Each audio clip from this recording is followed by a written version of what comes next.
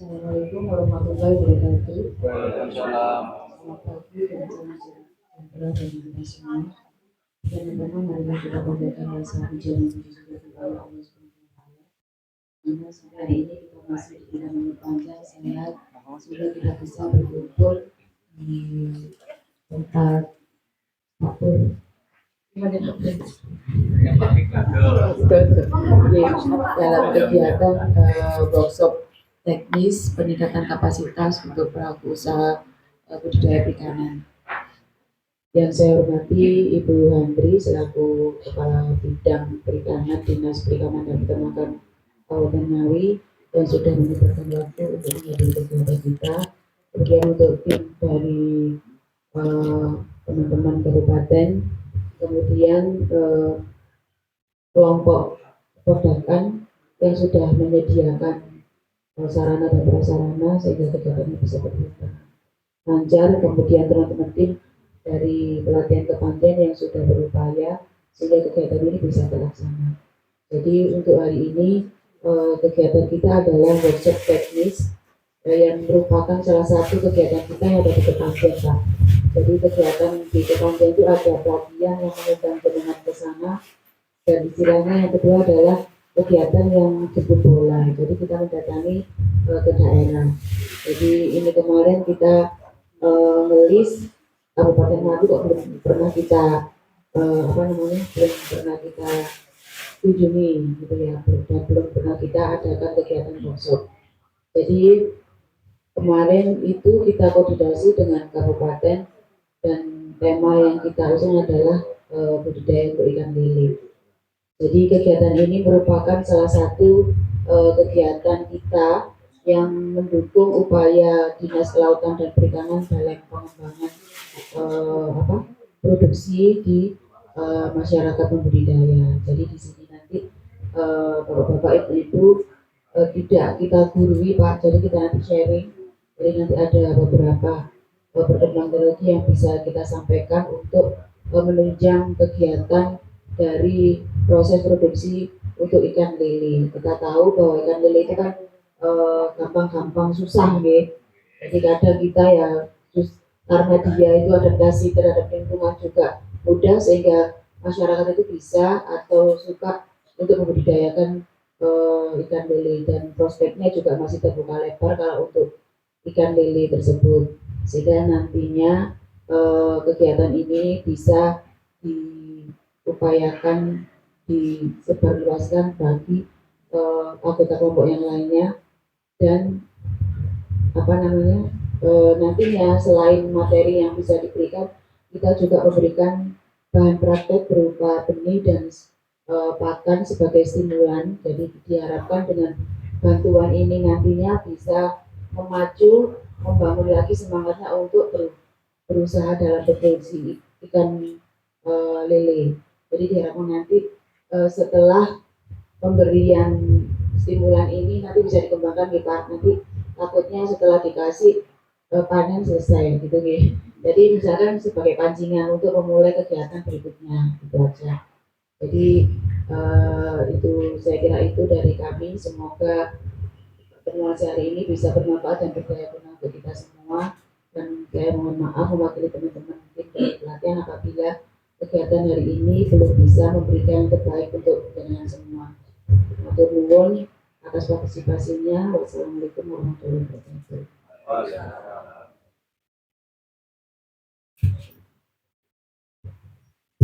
Terima kasih. Kami ucapkan sambutan setelahnya yaitu dari Dinas Perikanan dan Peternakan Kabupaten Ngawi kepada Ibu Handri Astuti. Kami persilahkan sekaligus membuka acara pelatihan pada pagi hari ini.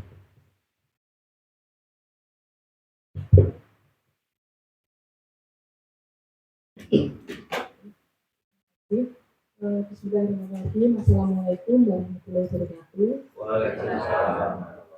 Yang saya hormati tim dari UPT PT KP3 Probolinggo, Dinas Kelautan dan Perikanan Provinsi Jawa Timur. Yang saya hormati Bapak Ibu peserta pelatihan teknis budidaya air tawar dan teman-teman dinas dan pemilu yang kami hormati dan kami banggakan. Pertama-tama marilah kita panjatkan puji syukur dan kepada Allah Subhanahu wa taala bahwasanya pada hari ini kita bisa bertemu eh, di Pokdakan Mina Pemikat Pengko di Desa Gembaran Kecamatan Gembalar dan keadaan sehat walafiat.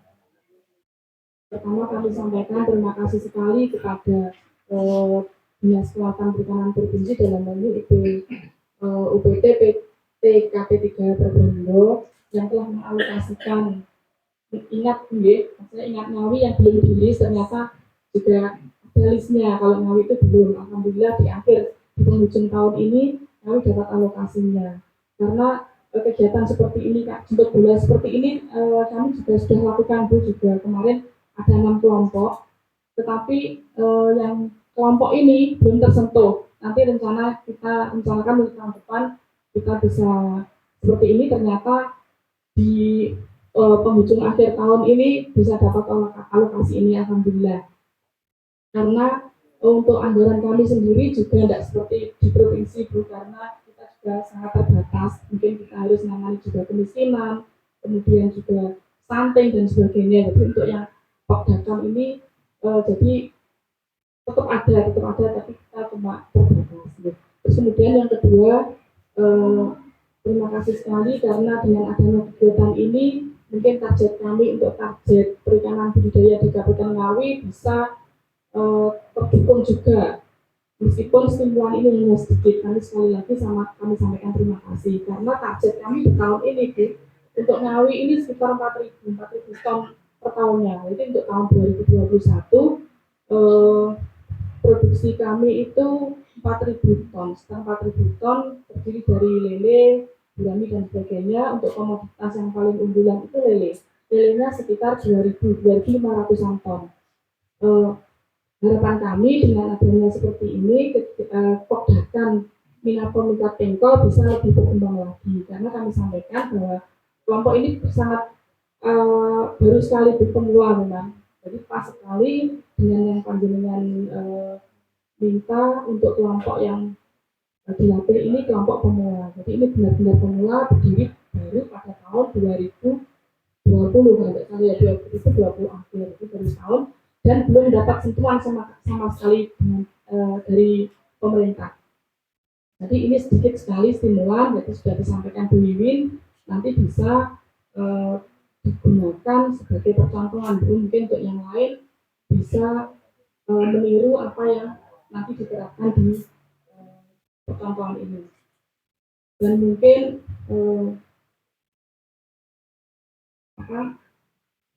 sebenarnya untuk yang kami sampaikan juga untuk yang kemiskinan Bu, dari provinsi untuk Kabupaten Ngawi ini juga termasuk beberapa kabupaten yang masuk dalam lokus kemiskinan. Jadi harapan kami ke depan untuk Ngawi itu dimasukkan, kami diusulkan untuk mudah-mudahan bisa untuk ikut dalam alokasi tahun depan untuk penanganan kemiskinan. Termasuk juga Himarang, ini termasuk lokusnya kayaknya. Jadi salah satu Himarang ini juga salah satu lokus di Kabupaten Ngawi, ada 5 kecamatan termasuk kecamatan Tenggala dan salah satu lokusnya di Himarang. Dan kami juga dari pemerintah Kabupaten Ngawi dalam ini Dinas Perikanan juga belum bisa mengalokasikan ke Himarang. Kemarin Tenggala itu baru 3 desa, dari Gendok, Tenggala sama satunya sama. Oh iya, Mbak Rejo, Tanjungan Mampir sama Rejo, jadi Gembol sama Ketinggalannya. Ya, harusnya Gembarang ini iya, tapi karena alokasinya kita cuma 3 desa, jadi ini belum. Jadi harapannya nanti ke depan Bu Gembarang juga kita usulkan seperti itu untuk kelompok sendiri. Mungkin sedikit dari awalan dari kami yang kami sampaikan mungkin bisa bermanfaat bagi panjenengan. Jadi demikian yang dapat kami sampaikan. Demikian yang dapat kami sampaikan. Untuk selanjutnya untuk memulai acara ini kami buka dengan bacaan basmalah. Bismillahirrahmanirrahim. Jadi sekali lagi kami mohon maaf apabila ada kurang lebihnya dari kami. Berkata wassalamualaikum warahmatullahi wabarakatuh. Waalaikumsalam. Kami ucapkan terima kasih dan acara ini bisa berjalan dengan lancar. Mari kita bisa berdoa yang akan dipimpin oleh Bapak Purwanto. Kepada Bapak Purwanto kami persilahkan. Bismillahirrahmanirrahim. Allahumma shalli ala sayyidina Muhammad wa ala ali sayyidina Muhammad. Alhamdulillahi rabbil alamin. Hamdan wa yuqadi ma shidah ya rabbana lakal hamdu kama yanbaghi li jalali wajhika wa 'azimi sultanik. Allahumma shalli ala sayyidina Muhammad salatan tunjina biha min al-wali wal afat wa dadilna jamal hajat wa tudrana min jamil syai'at wa tanadawna ila hadratik salafiyat wa min jamil harbi wal hayati wa qatal mamat.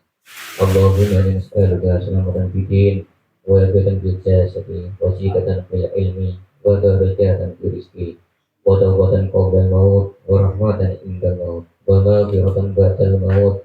Allahumma inna fi sakaratil maut wa najatan minan nar wal afatan hisab.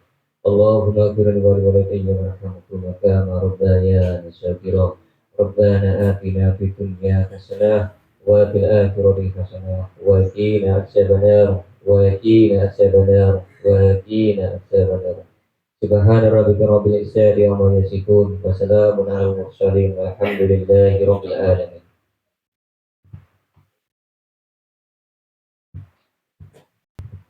Amin amin ya rabbal alamin. Semoga dengan pembacaan doa tersebut acara ini bisa berjalan dengan lancar. Dan demikian tadi akan saya temukan workshop praktis pada pagi hari ini. Tanya yaitu langsung materi yang akan disampaikan oleh Saudara Wahyu. Akhir kata dari kami, wassalamualaikum warahmatullahi wabarakatuh. Untuk kali ini nanti materi yang akan dibawakan oleh teman kita yaitu Mas Wahyu tentang budidaya lele dengan sistem NBS itu natural water system. Jadi nanti bisa di-sharingkan ya, ditanyakan nanti bagaimana aplikasi dari sistem ini, kemudian kemanfaatannya nanti bisa diterapkan dan disesuaikan dengan kondisi di sini. Jadi nanti di sini kita tidak membuli dengan karena saya kira kalau sudah bisa berproduksi berarti kan sudah bisa kan ya Pak. Jadi di sini nanti Mas Wahyu mengingatkan lagi bagaimana cara bebenih ikan lele yang sesuai dengan standarnya dan baik. Di sini apa sudah ada yang CBI Pak? Belum ya? Berarti ya? Belum. Jadi nanti kita mengarah ke sana. Jadi kalau misalkan jaringan sudah berproduksi, kita dituntut untuk mengajukan sertifikasi yaitu CBIB, cara budidaya ikan yang baik. Nanti itu pun berguna untuk Bapak dalam hal pemasarannya nanti. Oke, itu. Untuk waktunya monggo Mas Wahyu.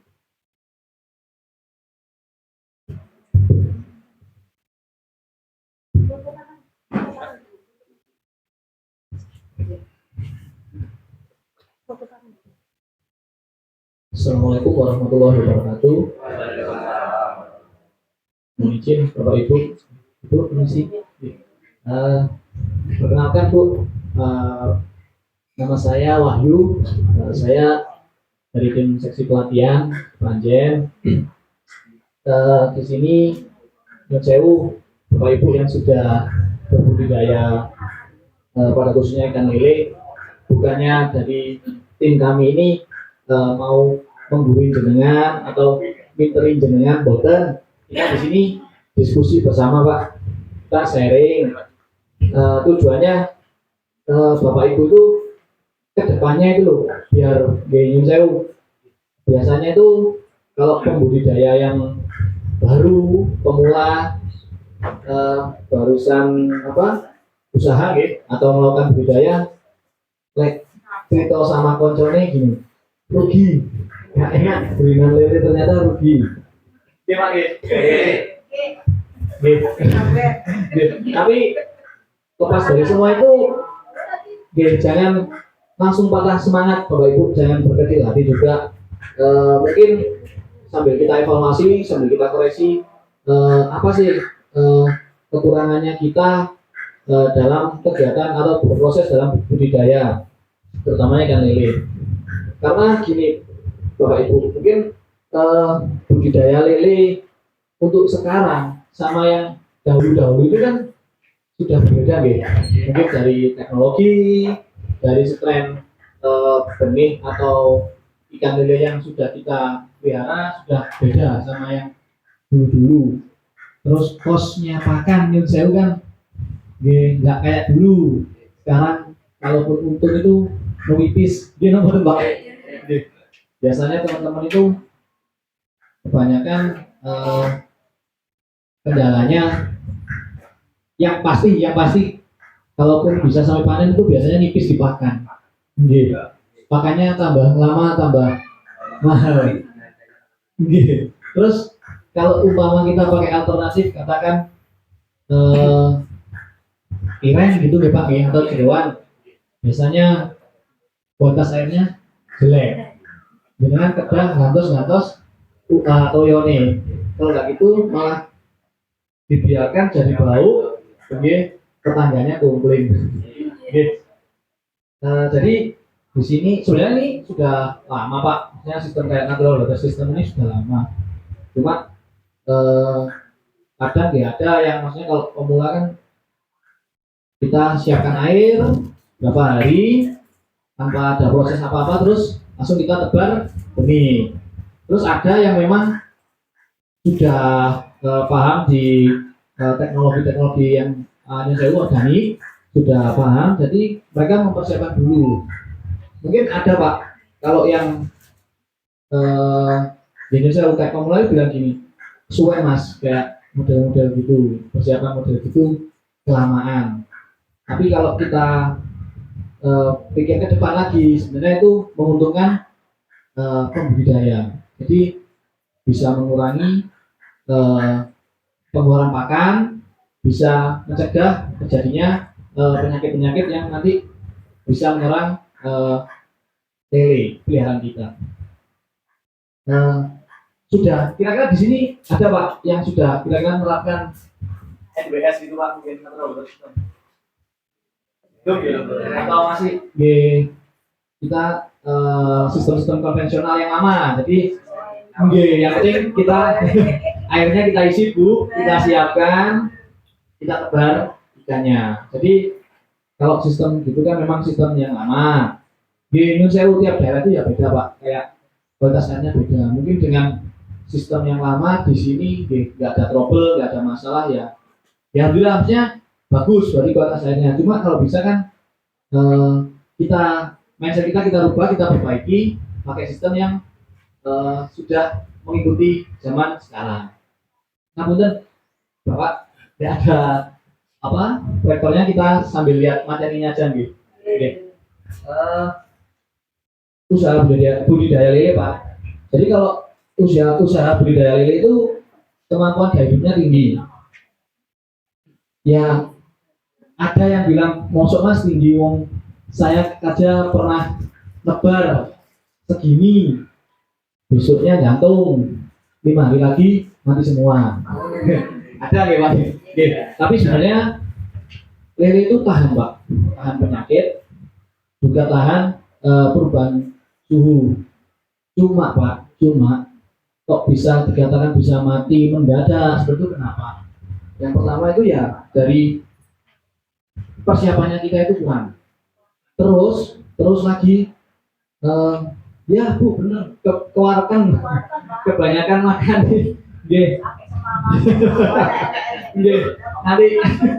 Nanti kita bahas semua Bu. Jadi manajemen seperti itu yang harus kita rubah Bu. Maksudnya kenapa kalau kasih makan setidaknya kita harus sudah tahu peliharaan kita ini seberapa. Kados kayak saya ini Pak, sehari makannya 3-4 kali. Kalau dikasih 1 kali 2 kali kurang Pak. Ya betul Pak Guyon ya. Jadi sebenarnya kemampuan daya hidupnya tinggi Pak. Cuma kita itu harus bisa mengolah di kualitas airnya. Sebenarnya bukan merawat ikannya Pak. Kita itu merawat di airnya. Kalau airnya bagus, kualitas airnya bagus, insya Allah Pak, lelenya itu nggak ada masalah, nggak ada problem. Juga terhindar dari penyakit. Yang kedua Pak, bisa skala rumah tangga sampai industri. Kalau di skala rumah tangga, ya pada umumnya Pak mungkin bisa dari 3 kolam sampai 10 kolam. Kalau manajemennya baik Pak, insya Allah itu tetap eh, untungnya itu ada gitu loh Pak. Ibaratnya itu nanti kita bisa buat nambah kolam lagi, bisa memperbesar nambah kolam, memperbesar usaha kita itu bisa Pak. Terus kalau sampai industri itu dengan sudah yang dikatakan mungkin per minggu atau per bulan sudah kirimnya berapa ton atau berapa ratus kilo itu sudah skala industri. Kalaupun sudah skala industri itu nanti sudah ada itu Pak. Dan saya dicek juga lelenya ada residu mengandung nyun sewu. Kalau biasanya pemakaian antibiotik itu bisa dikurangi Pak. Cuma kadang ya repot Pak, jangan kan nyun sewu pemasaran gitu, kita nggak tahu lagi di pembeninya itu kira-kira sudah pakai antibiotik apa belum. Kalaupun itu ada, itu biasanya masih ada residu yang kita budidayakan. Cuma nanti bisa konsultasi sama dinas di sini.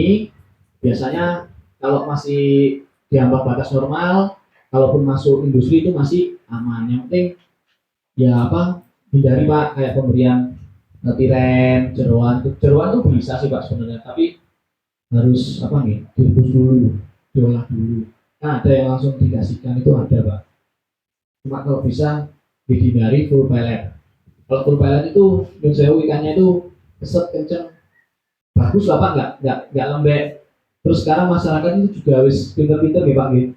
Kalau lele yang kayak nggak full pellet itu kayak mau beli katanya nggak mau, katanya lelenya elek dagingnya lembek gitu loh Pak, gitu berair besar kepalanya gitu. Pertumbuhan cepat sehingga perputaran cepat. Jadi kalau dibilang lele ini pertumbuhannya cepat Bapak Ibu 3 bulan mungkin sudah panen gitu Pak. Di sini 3 bulan Pak. Pernah sampai molor Pak mungkin.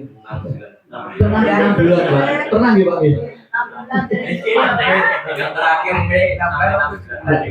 Yang saya kalau boleh tahu 6 bulan karena apa Pak? Maksudnya kehabisan pakan atau ada trouble mungkin. Pripun Pak? Nggak besar-besar Pak. Sudah dikasih makan tapi nggak besar-besar. Nih. Pakannya kira-kira masih tetap sama yang kemarin atau sudah ganti? Masih sama gitu. Nanti kita bahas Pak, kenapa kok bisa kayak gitu. Yang keempat, dengan teknologi efisien bisa menghasilkan keuntungan yang tinggi. Yang kelima, nyun sewu ini agak cepat nggak apa-apa Pak. Penting dengan bisa memahami juga karena nyun sewu waktunya pendek juga. Sudah ada teknologi organik jadi non kimia dan antibiotik. Jadi kalau bisa itu memang dihindari Pak yang mengandung bahan kimia dan antibiotik. Cuma kalau ternyata jenengan ada masalah, ada trouble, daripada jenengan ruginya tambah nemen karena skalanya sudah besar, ya tetap nggak apa-apa Pak pakai antibiotik atau pakai bahan kimia, tapi cuma dalam dosis yang dianjurkan. Segmen usahanya Pak banyak Pak. Itu ada di induk, ada di lava, terus dalam artian lanjutannya ada di benih, terus ada di konsumsi kados jenengan yang sudah dilakukan saat ini. Terus ada lagi makanan olahan Pak. Ini nanti yang bagian nyun sewu di bidang-bidang pengolahan. Biasanya kan ada kalau yang lele sudah ukuran bau besar tuh nggak ada yang mau kalau nggak pancingan Pak di tempat kolam pancing. Cuma Pak kalau masuk di bidang pengolahan itu malah yang dicari Pak, lele besar itu Pak. Banyak Pak, jadi apun, jadi steak lele. Kalau nyun sewu di tempat kami itu sudah jadi puding Pak, puding, kue, cendol, terus boba yang minuman biasanya minuman kekinian, gitu. Itu nggak amis sama sekali Pak. Pak kalau kadang kita nanti bahas ini, wah lama Pak. Ya kita lanjut ya Pak. ada di cacing sutranya. Kalau jenengan di sektor pembenihan, sambil kalau seumpama di sini ada yang bisa nyari cacing sutra Pak. Kalau cacing sutra saya kira di sini jarang Pak ada yang masih budidaya. Kebanyakan nyari nih Pak. Ya itu juga bisa jadi penghasilan tambahan kita Pak, usaha kita. Nah, selanjutnya itu NBS. NBS itu menyeimbangkan ekosistem air agar ikan dapat hidup dengan baik. Jadi sistem ini Pak, dia itu pihak kedua yang membantu agar kualitas air kita itu tetap baik, tetap bagus. Jadi sistem ini tuh seperti itu Pak, nggak yang kayak air biasa kita isi terus kita diamkan berapa hari ya memang muncul Pak, muncul plankton itu ada, cuma beda dengan sistem yang kita bahas sekarang ini. Nanti kita bahas lanjut Pak, jadi apa aja yang perlu disiapkan, proses persiapannya seperti apa. Nah tujuannya Pak, agar petani dalam menjalankan proses budidayanya itu fokus pada program pakannya, jadi efisiensi di pakan, sudah nggak bingung sama ganti air. Kadang kan gini, Bapak ganti airnya berapa minggu sekali Pak? Atau iya 1 minggu sekali, itu ganti full, ganti 5% atau berapa? 30%, oke. Cuman kalau yang kadang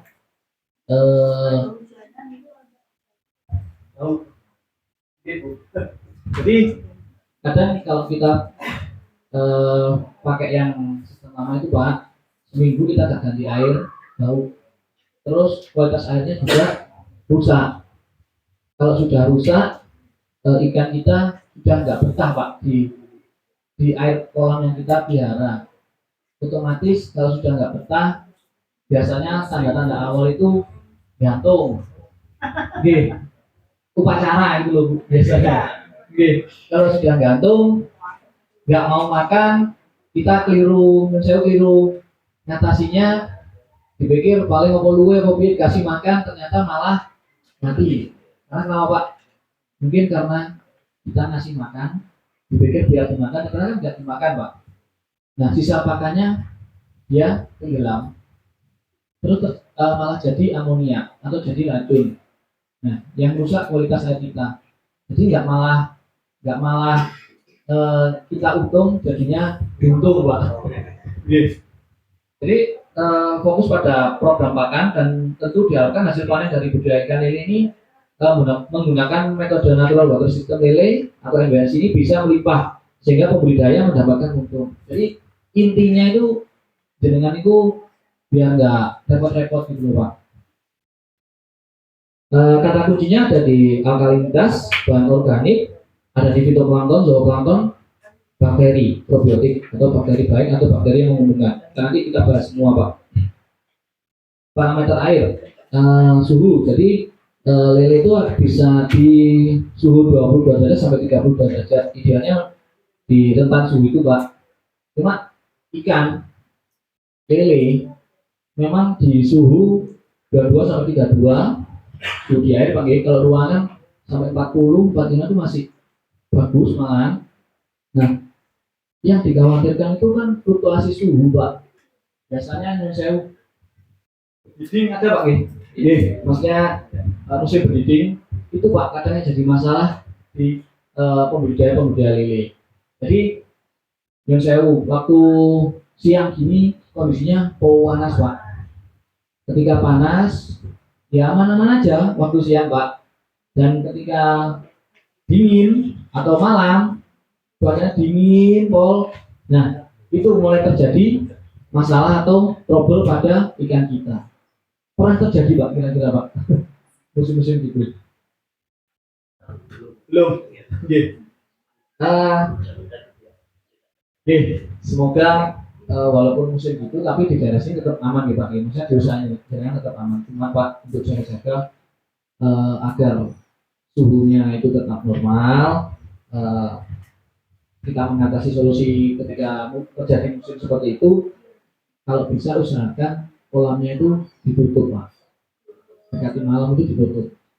itu biasanya ada di bulan Juli sampai sekarang Pak, September Oktober ini biasanya gitu. Kadang kan kalau musim-musim mulai Juli ke atas atau Agustus kemarin merasakan betul Pak, kalau jangan kadang nyari bibit itu susah biasanya. Gitu. Karena ya itu tadi Pak, suhunya nggak stabil. Pembenih menjauh induk yang sudah katakan ada telur yang mau siap dipijak, kalau kondisi suhunya dingin, akhirnya telurnya itu malah untuk produksi metabolisme tubuhnya Pak. Jadi maksudnya tujuannya buat produksi ya untuk energinya lah biasanya gitu Pak. Jadi susah dibenihkan, kalau dibenihkan hasilnya jelek Pak. Jadi masalah di larva atau di benihnya. Yang kedua ada di pH Pak, pH rentan di 6,5 sampai 7,5. Itu yang kita usahakan pola kita airnya itu di pH netral atau normal. Di rentan itu Pak, normalnya di pH 7. Gimana caranya biar airnya tetap kualitas airnya bagus, pH-nya stabil? Itu kita bahas Pak. Oksigen terlarut ada di atas 3 Pak. Ini biasanya kalau saya tadi tanya ke Bapak tebar 5.000 buat 3 kolam ya Pak. Alhamdulillah aman. Sebelumnya berapa 5.000 satu kolam ya Pak? Ya itu tadi Pak. Biasanya kalau sudah ditebar banyak itu jangan sudah tebar padat biasanya. Sudah pakai aerator juga Pak Boten. Cuma masih terjadi trouble. Nah, tumis keriting.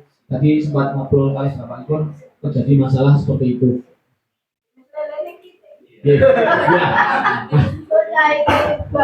Banyak Ibu, kalau kita cerita penyakit itu merembetnya itu aneh-aneh, komisi keriting, terus perutnya kembung, kadang pucat, terus kadang sirip pertama itu merah-merah, terus nyusul proa, dagingnya lupas kulitnya.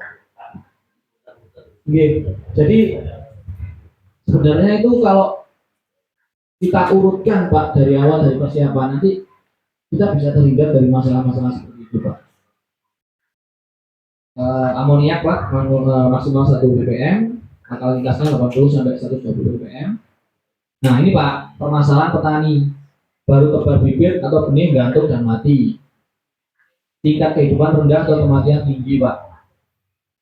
Gampang kena penyakit, pertumbuhannya lambat, kayak yang barusan bapaknya ini katanya sampai 6 bulan baru panen terus pakannya boros, yang jelas boros Pak. Kalau jenengan sudah sampai 6 bulan dari panen terus tiap hari ngasih makan terus minum saya pastikan rugi tumbuhnya tidak rata, pakannya mahal. Ini Pak yang kadang belum sampai 1 tahun sekali atau beberapa bulan sekali sudah naik Pak pakan.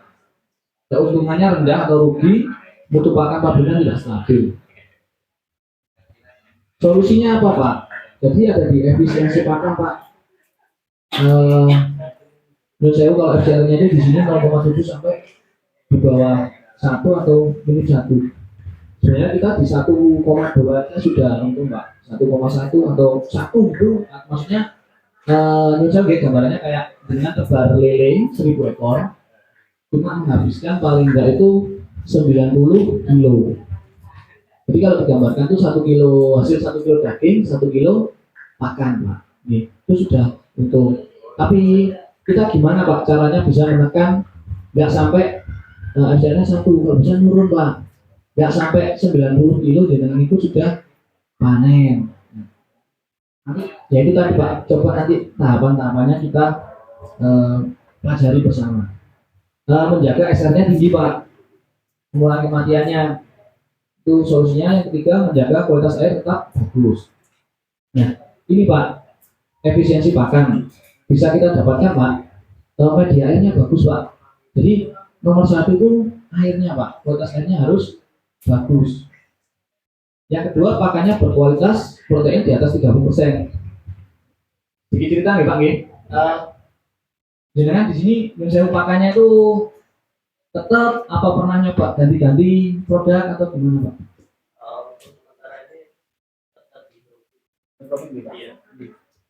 Ya, memang Pak, kalau bukannya saya Pak ingin jelek-jelekan pakan apa boten. Kita cuma saling tukar pikiran, saling diskusi. Jadi harusnya bukan harusnya sih Pak. Ini ya sedikit eksperimen. Cuma kalau jenengan berani ini, insya Allah enak. Jadi harus berani eksperimen nyoba pakan Pak. Pakan kan menurut saya ada merek apa nyubuk ya kemarin Pak ya, yang nyubuk terus Sinta, okay. Ada high profit kayak tadi. Ini kalau ada teman-teman itu biasanya gini Pak, dari awal disetut pakai bahasanya itu di jos pakai pakan yang bagus dulu Pak, high profit. Karena di Indonesia kadang high profit harganya mungkin sudah hampir masuk harga 400-an nih Pak. Oke. Ya kalau kita pakai itu terus kadang rugi. Jadi solusinya itu Pak, makanya itu kita harus berani nyoba pakan lain. Saya bukannya mempromosikan betul, itu nanti petani itu pembudidaya itu punya caranya sendiri-sendiri, punya metode sendiri. Cuma saya menyampaikan informasi yang saat ini petani-petani yang sudah menurut saya dalam artian diproduksinya itu berhasil, dapat menekan nggak ada kerugian lah Pak, malah untung gitu. Jadi mereka itu pakannya berani nyoba Pak. Pakan dalam satu merek pun itu kadang di siklus ini bagus, di siklus berikutnya itu kadang berkurang. Di Indonesia kalau di bandrolnya, di kertasnya itu memang standar proteinnya segitu Pak, 32, di atas 30. Nah, cuma karena ini kan kita nggak tahu ya Pak ya. Kita masa dengan berpakannya aja leren nguji lab dulu, nguji proximat dulu kan nggak mungkin Pak.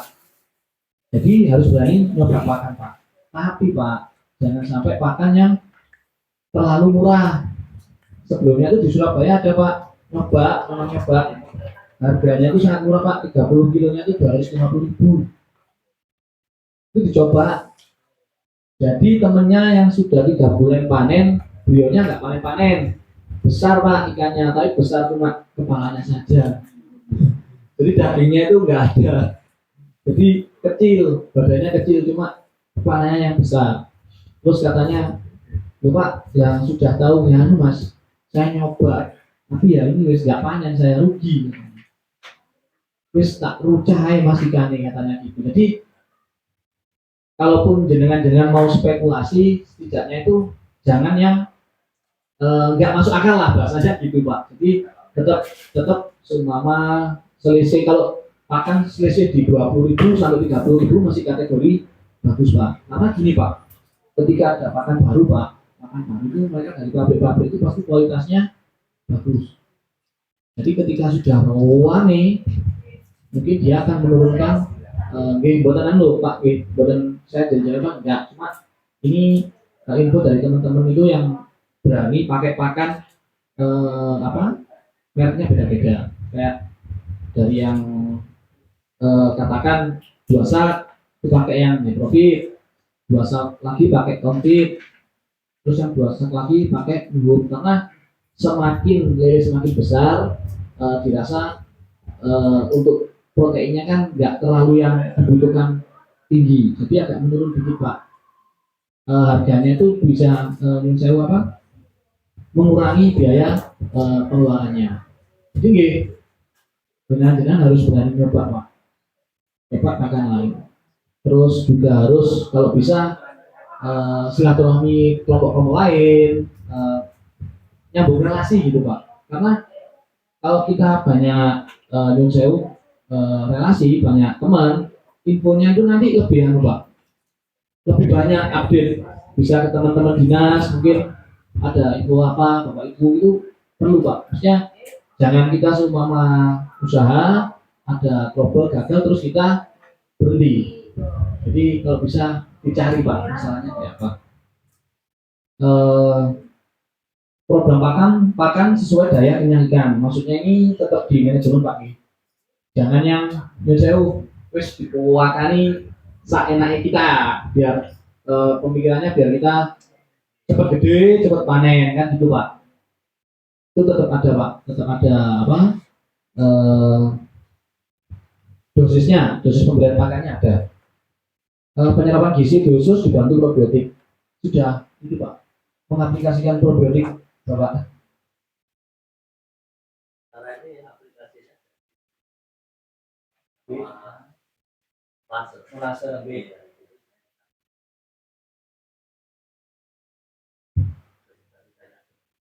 kepakan. Sebenarnya sudah bagus Pak, dengan sudah mengaplikasikan probiotik.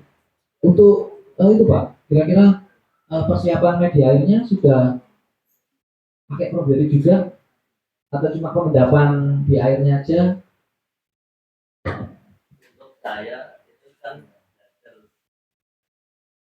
Dari Dioklo, Pak.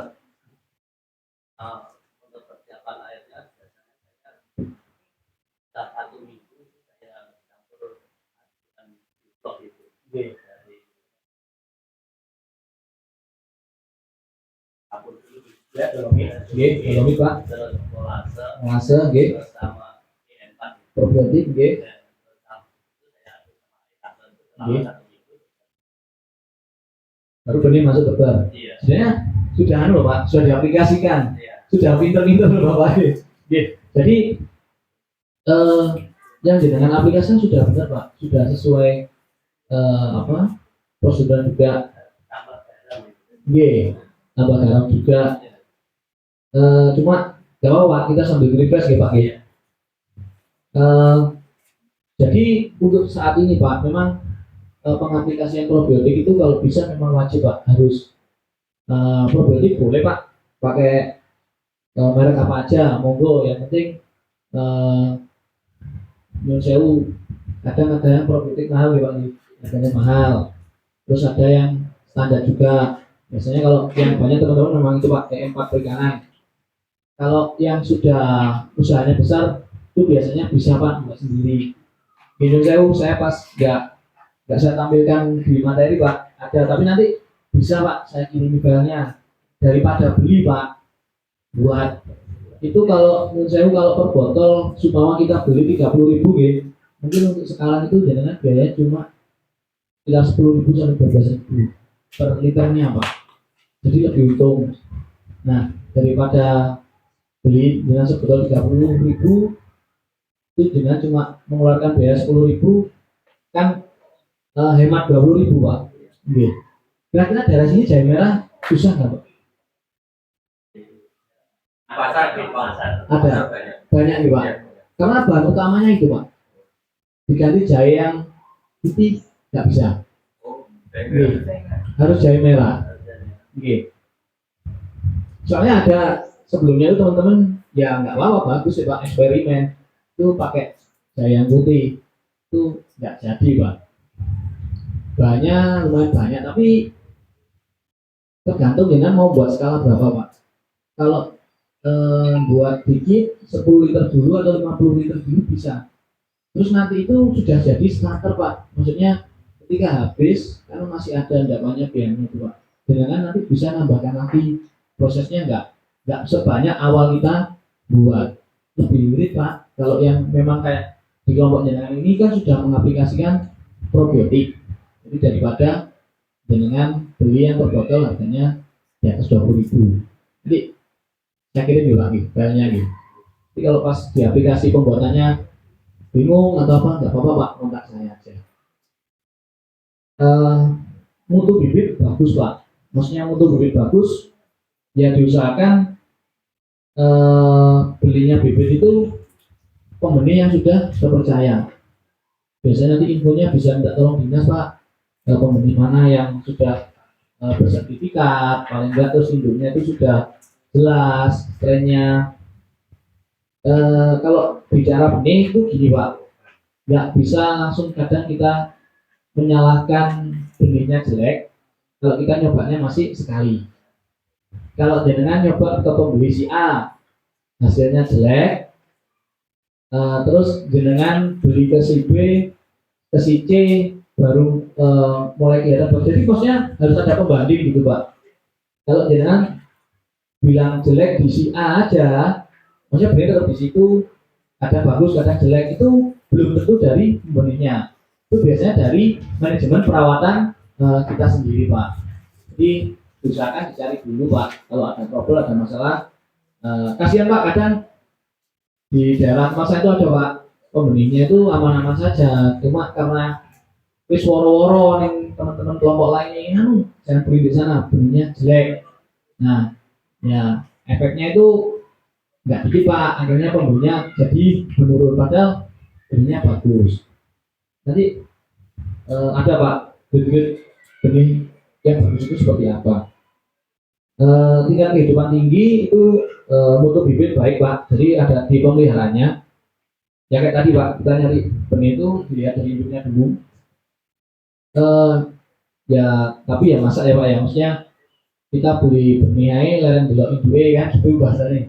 Cuma biasanya itu sudah Pak, kalau pembeli yang sudah dia CPIB lah bahasanya Pak G, apa CPIB G, itu setidaknya induknya itu sudah bersertifikasi Pak. Kedua, induknya itu kalau dilihat bodinya yang saya proporsional, di kayak bodinya bagus, dalam arti bodinya bagus proporsional, terus siripnya itu lengkap. Kadang ya ada loh Pak, pembeli di daerah saya itu asal-asalan.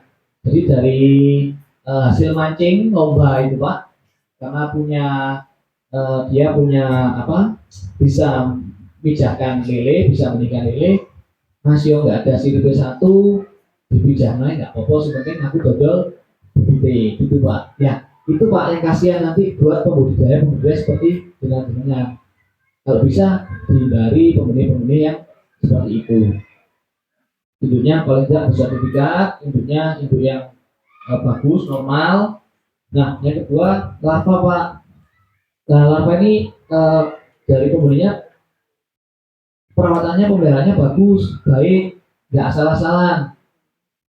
Kan ada Pak, kayak dari breedingnya itu nggak rutin, atau kadang breeding yang terakhir sendiri dijual ke pembudidaya dengan harga yang murah. Jadi kadang kita tuh tergoda Pak, semua mencari pasangannya itu 200, harga 200 atau 190, dia jualnya 125.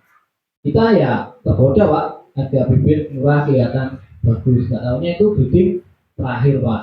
Biasanya kalau breeding terakhir, sortir terakhir itu kan pembeli itu nggak dikeluarkan Pak, dibuat sendiri, maksudnya wis sakit ini buat goreng-gorengan.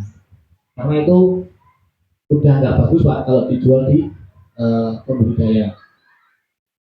Pengangkutan bibit, nah artinya tuh gini Pak, ya tadi juga tanya Bapak beli bibitnya tuh masih seputaran lokal sini atau gimana Pak, apa jauh atau katanya alhamdulillah masih sekitar sini ada Pak, nggak bingung bibit. Nah soalnya ada Pak daerah itu yang membutuhkan bibit itu jauh. Kalau jauh Pak, yang pertama sudah bibit itu capek Pak, capek berjalan, otomatis nanti tingkat kematiannya tinggi, stresnya tinggi. Jadi kalau bisa bibit itu hindari pembelian yang jauh-jauh. Ada loh Pak yang kadang fanatik belinya harus di luar kota, daerah sini. Cuma itu tadi, kalau sudah terjadi problem masalah kayak nyun sewu kematian atau ikannya stres itu komplain. Ya, jadi kalau diusahakan itu jangan bibitnya jangan cari jauh-jauh. Yang kedua keuntungannya itu Pak, adaptasi sama lingkungan itu sudah bisa cepat menyesuaikan. Terutama kalau bibit yang dari Malang saya bawa ke sini, walaupun bibitnya di sana bagus, belum tentu bagus di daerah sini Pak. Biasanya pasti ada problem. Nah, kualitas air yang baik. Nah, kualitas air menjaga keseimbangan ekosistem perairan agar tetap berjalan sesuai kodratnya Pak. Jika media air sering gejolak atau rusak atau bau tidak stabil mengakibatkan yang pertama daya kekebalannya menurun Pak. Jadi ikan gampang terserang penyakit Pak. Makannya jadi poros, FDR-nya tinggi Pak. Kita ngasih makan, tapi ikannya nggak besar-besar, nggak panen, gampang kena penyakit Pak. Pertumbuhannya terhambat. Karena gini katanya Pak, bukan katanya sih Pak, memang iya. Kalau lele bisa agak besar kena penyakit musuh, kita mau nyebur mana itu kan susah gitu Pak. lambat gitu Pak nggih. Maksudnya wis aduh wis kadung bahasanya kayak kecentet gitu loh Pak. Mau besar lagi susah. Ya, jadi kita itu yang kita terapkan tuh gimana agar kita budidaya lele itu enggak itu Pak. Jangan sampai terjadi masalah. Kalaupun terjadi masalah, kita cepat mengatasi nggak sampai terjadi kerugian total atau kematian total. Yang kelima, bobot ikan berkurang atau nyusut Pak. Yang keenam yang fatal, kematian massal. Jadi mati semua Pak. Itu sebenarnya ya gara-gara satu Pak, kualitas airnya. Cara menjaga ekosistem ini Bapak sini Pak, ini Pak Pria sudah mengaplikasikan kayak pemberian dolomit Pak. Ini sekitar 30 sampai 50 gram per meter kubik. Fungsinya yaitu tadi Pak, pH-nya jenengan biar tetap netral, pH 7. Terus ini menjalankan proses media lactobacillus. Itu tujuannya apa Pak? Ini bakteri baik, bakteri yang menguntungkan untuk pencernaan. Biasanya kalau benih itu kan masih rentan Pak, di usus di lambungnya juga itu rawan Pak. Kalau sudah kebanyakan jadi masalah, kurang pakan, nggak besar nanti Pak. Yang ketiga, penambahan aerasi Pak. Ini kalau penambahan aerasi ini di atas 400 ekor per meter kubik. Biasanya tebar padat Pak, kalau sudah tebar padat itu wajib Pak pakai aerasi. Karena kenapa Pak? Kita dengan sudah mengaplikasikan sistem ini, kalau di siang hari masih aman Pak. Planktonnya itu yang katakan planktonnya Vito, okay, itu dia memproduksi oksigen. Tapi ketika malam hari Pak, planktonnya juga butuh oksigen. Nah, oksigen terlalu di kolam jenengan, jadi rebutan sama lelenya. Jadi kalau jenengan tadi ada masalah kayak tebar 5.000 per kolam gitu Pak, ternyata terjadi masalah itu seperti itu tadi Pak gambarannya Pak. Jadi oksigen terlarutnya di kolam jenengan tadi pernah ngukur Pak pakai oksigen terlarutnya di kolam. Nggak tahu mungkin sama teman-teman penyuluh Bu bisa ya minimal bisa itu Pak ukur pH-nya, suhunya. Tapi kadang ya Indonesia kalau masih aman-aman aja tidak masalah gitu ya Pak ya. Ya minimal punya itu lah Pak, apa kertas ya kertas lakmus atau apa buat ya apa ya meter buat mengukur Pak. Kalau yang Indonesia apa yang digital itu Pak, itu kadang kalau yang biasa-biasa gampang rusak Pak. Terus kurang akurat juga. Kalau kertas itu enak Pak, murah juga, terus kita kan nggak tiap hari ngukur, paling nggak 3 hari atau seminggu sekali biasanya gitu. Tapi sebenarnya kalau sudah skalanya dengan besar, tiap hari harus mengontrol Pak, tetap kontrol. Nah ini Pak, dasar ilmu perairan sebagai ilustrasi ya Pak ya. Kalau di perairan bebas itu ikan Pak, ikan di perairan bebas itu tidak dikasih pakan Pak, kita nggak kasih pakan, tumbuh dan bisa besar Pak ini. Tidak gampang mati Pak. Biasanya ikan di sungai lah Pak ini. Ikan di sana tahan penyakit Pak. Kalaupun ada kematian tapi kecil. Tapi menurut padahalnya rendah. Jarang kan Pak sungai yang di zaman sekarang itu yang ikannya melimpah itu kan katakan jarang. Terus kalau dia sungai kualitas airnya bagus Pak. Beda dengan di kolam Pak. Kalau kolam sama Pak, tetap kita diberi pakan. Awas biasanya beda, kita diberi pakan, bisa tumbuh dan besar Pak. Tapi gampang mati. Itu di perairan kolam. Itu tidak tahan penyakit Pak. Kematiannya bisa banyak. Kalau kepadatan tebarnya kita bisa tebar sesuai keinginan kita. Bisa tebar pada tinggi. Kualitas airnya tidak stabil Pak. Karena apa? Yang mengatur kualitas airnya yang kita sendiri kan Pak. Yang merawat kita sendiri. Dikarenakan kalau di perairan bebas Pak, ekosistem perairan seimbang atau berjalan sesuai kodratnya. Kalau di perairan kolam, ekosistem perairan tidak seimbang atau tidak bisa berjalan sesuai dengan kodratnya. Jadi kita Pak yang apa manajemen kualitas airnya itu kita yang merawat. Keseimbangan ekosistem di kolam gampang berubah. Kenapa Pak? Kok kolamnya itu perairan di kolam gampang berubah? Yang pertama karena musim Pak. Ya Nyun sewu kayak yang pasti di takutin kadang teman-teman itu kalau datangnya musim berdiri gitu Pak. Ya siangnya panas, malamnya dingin. Terus apa Pak? Kita pada tebarnya itu beda. Kalau di kolam itu kita tebar padatnya itu bisa sesuai keinginan kita. Tapi ya nggak anu juga Pak. Cuma tebar padat per meter itu 400 sampai 500 itu sudah full ya Pak ya. Nah, tapi ya gitu Pak. Dan sebenarnya persiapannya harus berubah, nggak salah-salah. Terus pokoknya no bahan ini tak isi bak, iwae gitu nggak gitu juga Pak. Harus tetap disiapkan bahan-bahan untuk persiapan medianya. Mempengaruhi kotoran ikan Pak kalau di kolam. Semakin numpuk Pak, kita nggak katakan nggak bersihkan buang kotoran ikan, itu terjadi nanti terjadi amonia. Kalau sudah amoniaknya tinggi Pak, kualitas airnya rusak, ikan yang jenengan pasti trouble, pasti ada masalah. Sisa pakan, kayak sisa pakan itu dihindari Pak, jangan ngasih pakan yang berlebihan. Kalau berlebihan itu ikan udah kenyang, udah nggak mau makan, atau sudah paling nggak sebenarnya sudah tahu Pak, kan kebutuhan ikan itu 3-5% dari berat biomasanya. Jadi seumpama nyun sewu 1 kilo, gitu, 1000 gram, paling nggak butuhnya itu sekitar 50 gram Pak makannya. 50 gram itu enggak 50 gitu enggak. Jadi 50 itu dibagi 3 atau 2. Jadi gimana nanti ngitungnya Pak? Jadi sebelum tebar itu kalau bisa ditimbang dulu Pak. Sebentar ya, timbang ketemu berapa sih saya tebar 1000 ekor ini, gambarannya gitu Pak. Kalau sudah ketemu, kemudian bisa hitung kebutuhan pakannya. Nah, kebutuhan pakan itu enggak sama terus Pak. Tidaknya seminggu itu dengan sampling Pak, jangan ambil 20 ekor gitu aja, jangan timbang berat ikan ketemu berapa, di rata-rata tinggal kalikan ikan jumlahnya.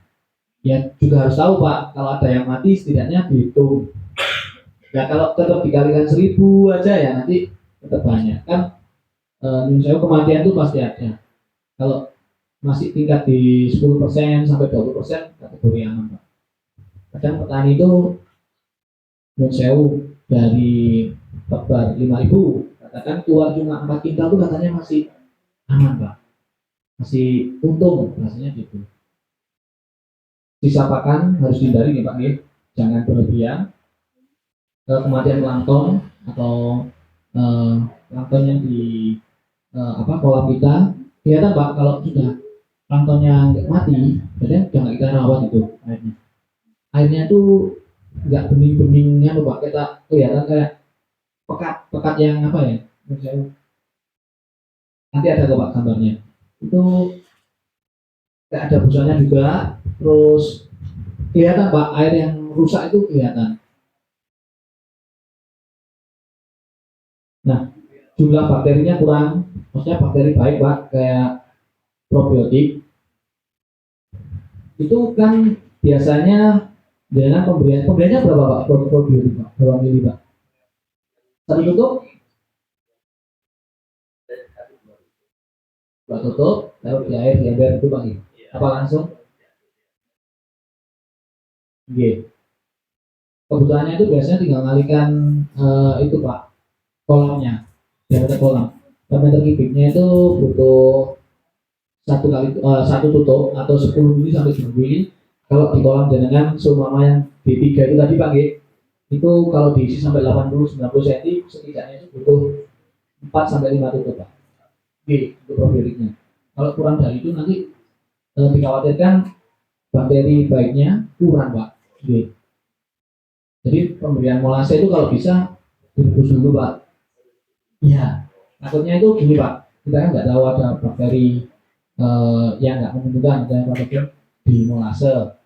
Takutnya ikut juga Pak di kolamnya. Jadi kalau bisa direbus dulu. Kalau kapasitas gitu pemberiannya sekitar berapa Pak? Setengah liter tetesnya? Segitu, itu kalau jalan nggak ada tetes belang merah itu bisa Pak. gula merah. Tapi kadang kalau tetes muda nggak susah, pakai tetes saja sudah cukup Pak. Jadi fungsinya itu dia untuk sebagai pakan alaminya dari bakteri tadi Pak, biar berkembang. Bahan kimia kalau kita pakai kolam Pak, maksudnya ketika ada masalah trouble kita pasti masih pakai bahan kimia Pak. Pernah Pak kalau bahan kimia apa Pak yang pakai? Belum pernah. Kalau bisa memang dihindari Pak. Improflok pernah pakai Pak, Improflok 25 G. Ya. Lanjut Pak G. Apa masih problem? Obat dari yang mandiri yang mana nggak tahu. Tapi masnya sembuh nih Pak? Iya. Nanti panen separuh. Jadi gini Pak, memang kalau kayak jenis keliling tadi Pak nih, tahapan awal itu pergantian air Pak, 50% sampai 60% atau disisakan 30% Pak. Kalaupun bisa kolamnya ada, itu yang kelihatan kena itu di karantina Pak, di karantina atau dipindah. Kalau Pak, kalau memang dibutuhkan ya memang harus pakai antibiotik tadi Pak. Kalau teman-teman yang banyak itu saya sarankan kadang pakai Improflok tadi Pak. Iya, itu produknya apa? Booster dulu Pak. Itu kebanyakan alhamdulillah nggak terjadi kematian total Pak, masih aman. Cuma ya itu tadi kadang kita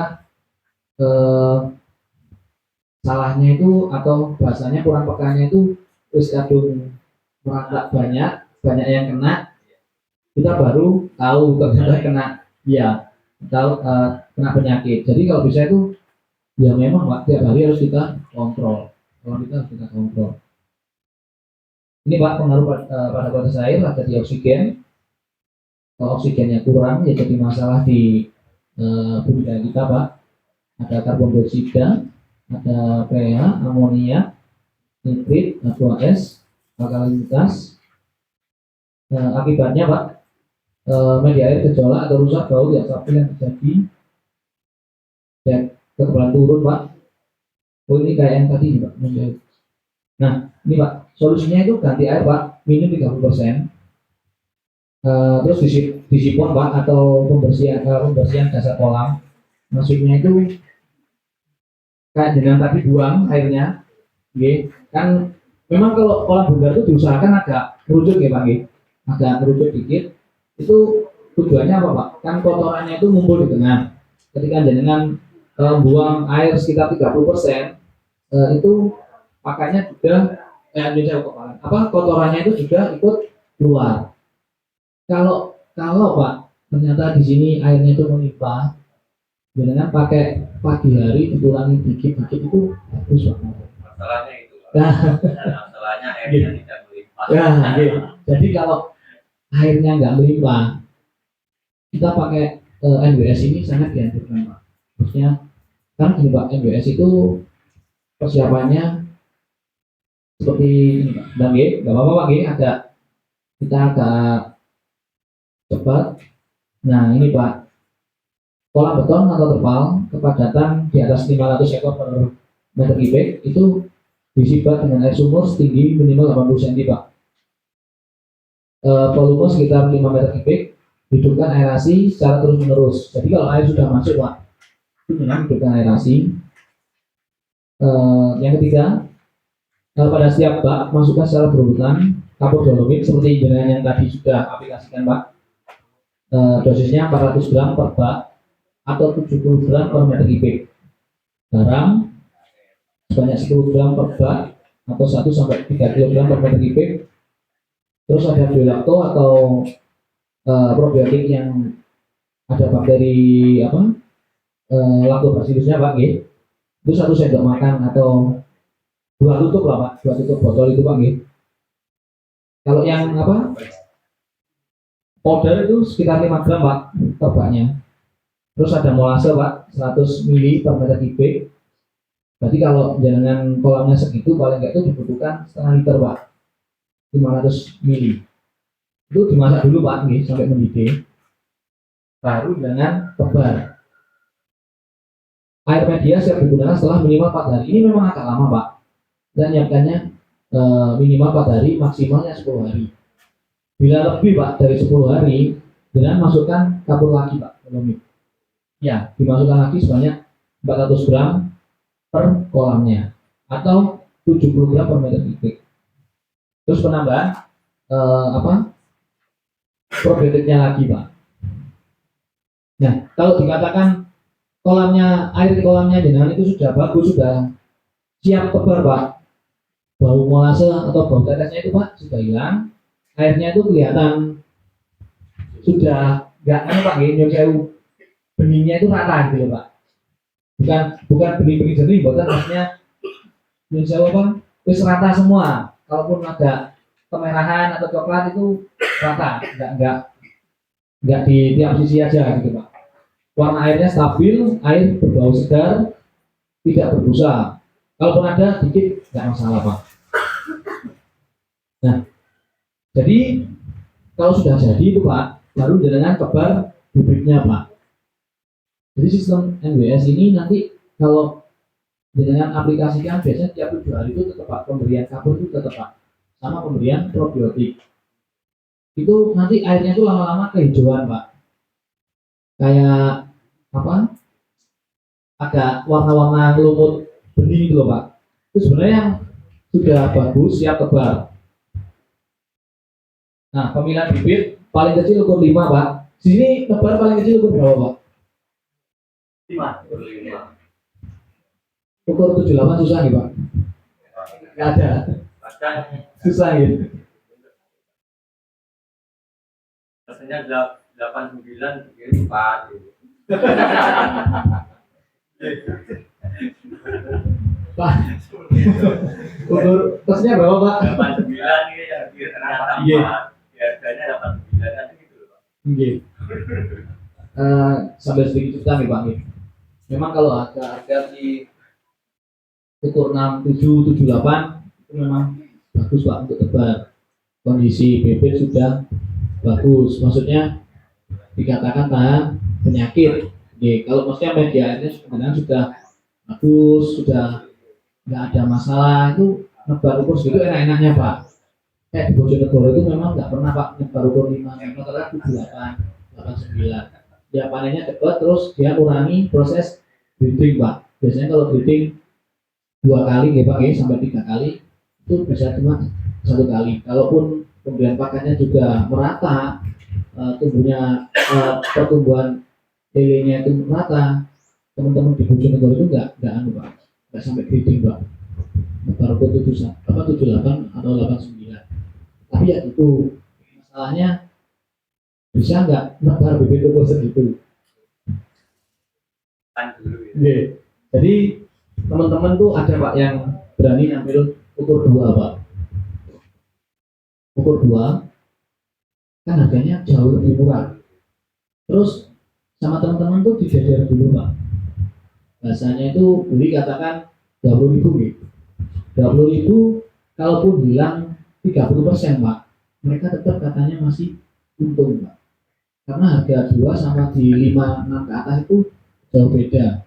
Dan pembenih pun itu kadang wis yang penting keluar betul. Nah, yang kita perlukan, kita bisa merawat ukur 2 tadi.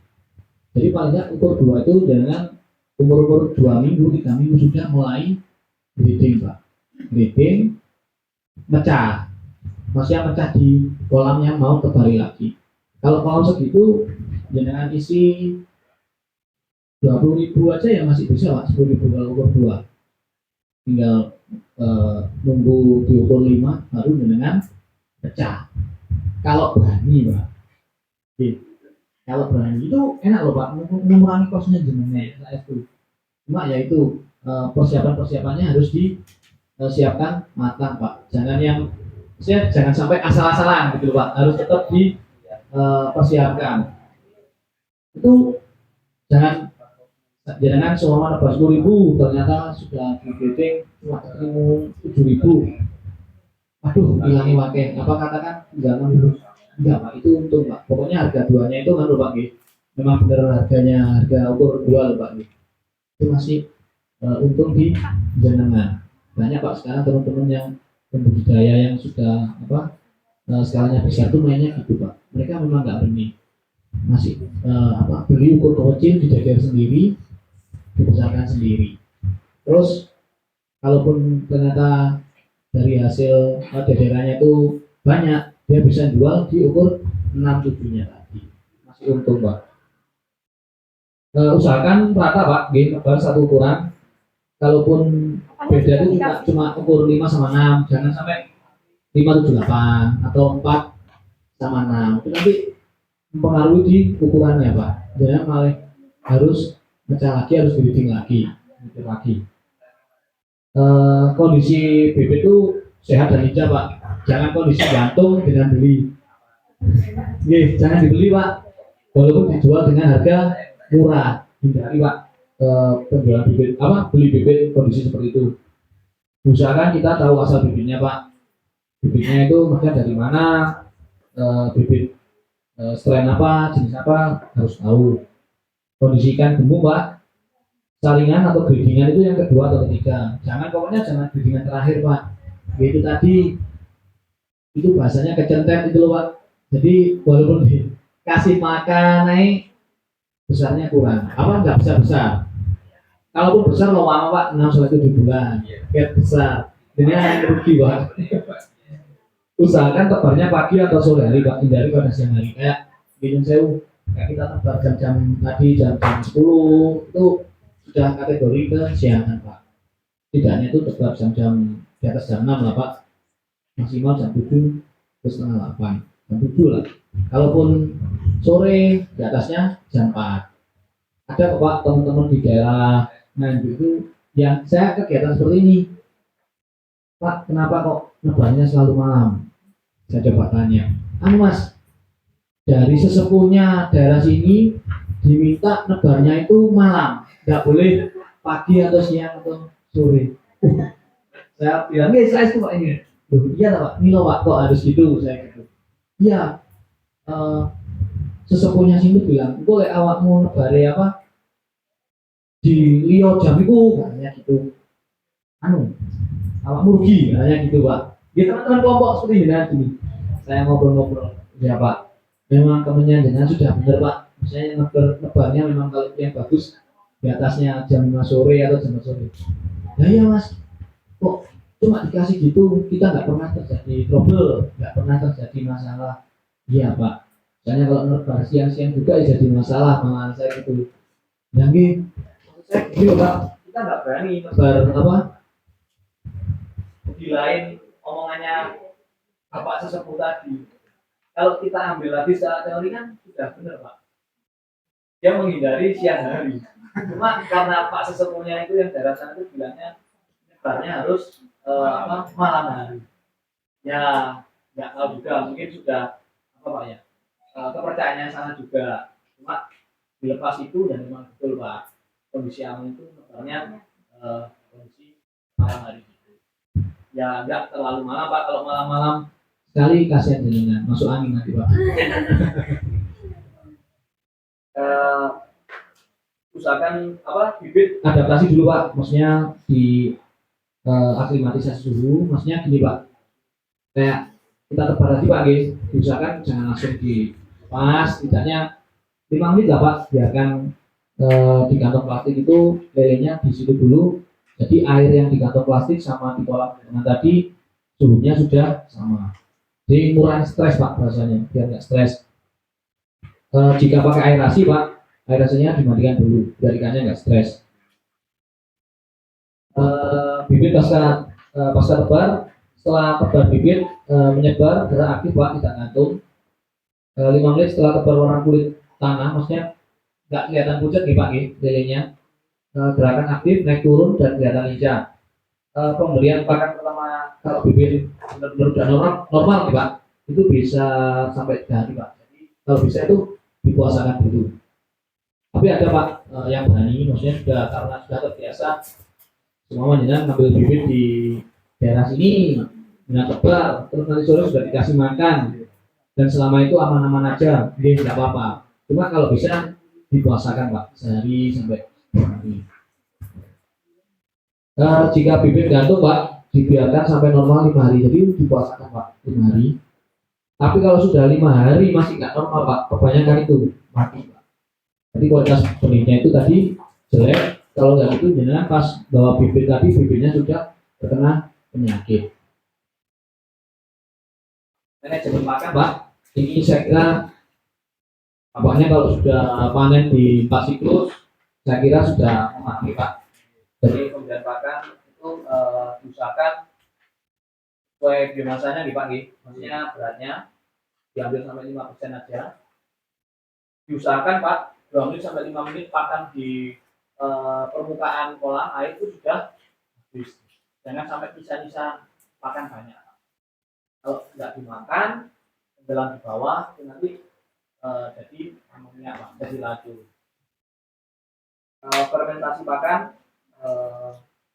larutan probiotik Pak atau biolato 1 sendok makan penuh dalam 2 liter air, aduk. Cek ini mic Mas. Nyun sewu, aduk 1 kilogram pakan dengan 1 gelas 250 ml larutan probiotik ya Pak. Simpan pakan pada wadah tertutup, aduk kembali untuk diberikan sore. Adukkan sore untuk diberikan pagi. Jadi maksudnya di fermentasi itu dianu dulu Pak. Di fermentasi ditutup rapat, kedap udara, nggak langsung dikasihkan. Minimal itu 1 hari sampai 2 hari. Jadi tapi jenengan harus sudah punya cadangan Pak. Umpama yang dibuat makan sore berarti sudah fermentasi yang kemarin. Nah kalau yang sore kita fermentasi untuk makan besok pagi. Proses fermentasi kalau dikatakan berhasil Pak atau nggak gagal itu baunya wangi Pak, kayak tape. Pernah gitu Pak nyoba? Iya. Kalau baunya itu sudah nyengat, maksudnya busuk, itu jenengan gagal.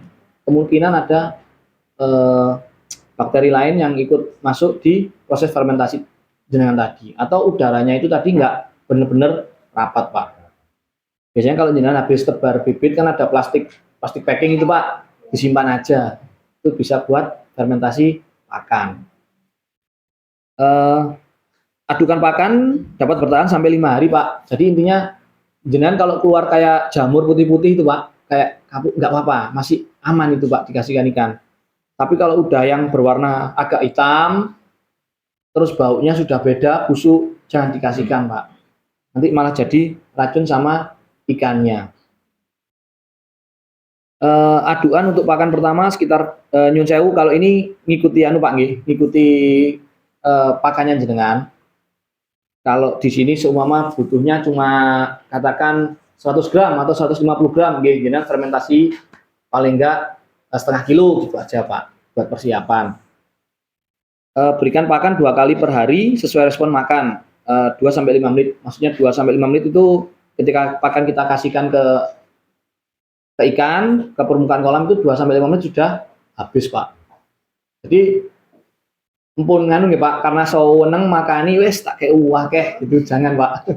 Kita kadang kan ada harapan biar cepat besar, dipikirnya cepat besar, ternyata malah jadi trouble Pak di masalah di kita. Kita di manajemen air Pak, lakukan pergantian air pertama kali setelah 7 hari, maksudnya setelah tahapan jenengan niku Pak nggih. Setelah pemberian pakan normal sebanyak 10-15%, selanjutnya dilakukan setiap 7 hari sekali. Setelah air penuh, masukkan secara berurutan, sama Pak kayak tadi, kapur dolomit 40 gram per meter kubik yang dilarutkan dulu dalam ember, diambil airnya aja, maksudnya endapannya mboten usah dimasukkan kolam Pak. Molase atau tetes tebu 50 ml per meter kubik dimasak dulu Pak, itu yang sudah harus dimasak sampai mendidih, dilarutkan dulu di dalam ember baru dimasukkan ke kolam. Probiotik biolakto 1 sendok teh penuh per bak yang dilarutkan dulu dalam ember baru ditebar di kolam. Itu tiap 7 hari sekali Pak. Jadi kalau sudah menerapkan ini Pak, kolam itu insya Allah mboten bau, ikan tahan terhadap penyakit Pak. Terus eh, kotoran ikan tadi Pak yang di bawah ngendap. Kalau bakterinya sudah jadi, biasanya nggih nyun sewu, warna dari hijau kolam itu biasanya nanti warna coklat Pak, jangan kaget. Memang lama Pak. Kalau yang jadi RWS pernah dengar di Red Water System, pernah sudah jadi RWS Pak sini Pak. Dalam apa ya? Sistemnya sistem bagaimana itu? sama Pak. Sebenarnya aplikasinya kan jenengan-jenengannya sudah diaplikasikan. Biasanya penambahannya hanya geda halus Pak. Geda halus, jenang saring, ditebar, sama kapur, probiotik rutin gitu Pak, seminggu sekali atau 3 hari sekali. Nanti itu warna kolam itu jadi coklat Pak. Atau yang dikatakan kayak brown water system. Sebenarnya itu sudah transisi Pak. Dia transisi mau ke merah.